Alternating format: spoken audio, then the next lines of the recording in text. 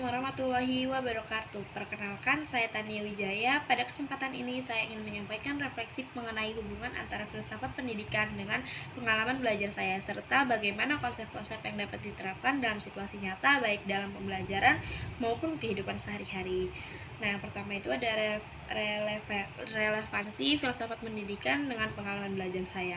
Selama mengikuti mata kuliah ini, saya memahami bahwa pendidikan tidak sekedar proses menyampaikan materi, tetapi sebuah usaha untuk membentuk manusia secara komprehensif yang meliputi aspek pengetahuan, moral, hingga sosial. Pemahaman ini sangat dekat dengan apa yang pengalaman saya jalani. Sebagai mahasiswa, saya mulai menyadari bahwa berbagai metode pembelajaran yang digunakan dosen sebenarnya berakar pada pandangan filosofis tertentu. Misalnya ketika dosen memberikan ruang diskusi untuk mendorong kami berpikir kritis, saya melihat penerapan filosofis progresivisme yang menekankan belajar melalui pengalaman dan keterlibatan aktif.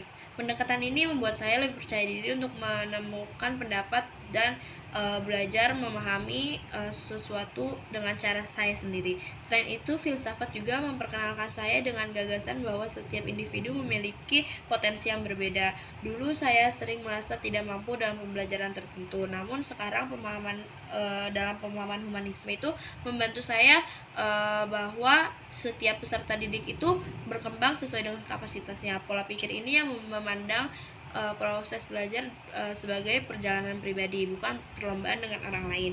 Nah, selanjutnya ada penerapan filsafat pendidikan dalam praktek nyata. Dalam praktek sehari-hari, saya menemukan bahwa nilai filsafat pendidikan dapat diterapkan tidak hanya ruang kelas, tetapi dalam aktivitas. Pertama, dalam proses belajar, saya menerapkan progresivisme dengan belajar secara aktif. Artinya, saya tidak hanya menghafal materi, tetapi saya menghubungkannya dengan pengalaman pribadi, berdiskusi dengan teman-teman, agar supaya pemahaman saya tuh lebih dalam gitu. Nah, terus yang kedua ini saya mencoba penerapan nilai humanisme yang dalam berinteraksi. Saya itu belajar menghargai perbedaan cara berpikir dan kecepatan belajar orang lain, karena setiap individu itu memiliki latar belakang dan potensi yang berbeda. Pendekatan ini tuh yang membantu saya membangun hubungan sosial dengan yang lebih baik. Nah, yang terakhir, filsafat idealisme ini tuh mengingatkan saya bahwa seorang pendidik itu tidak hanya memberikan materi, tetapi yang menunjukkan keteladanan.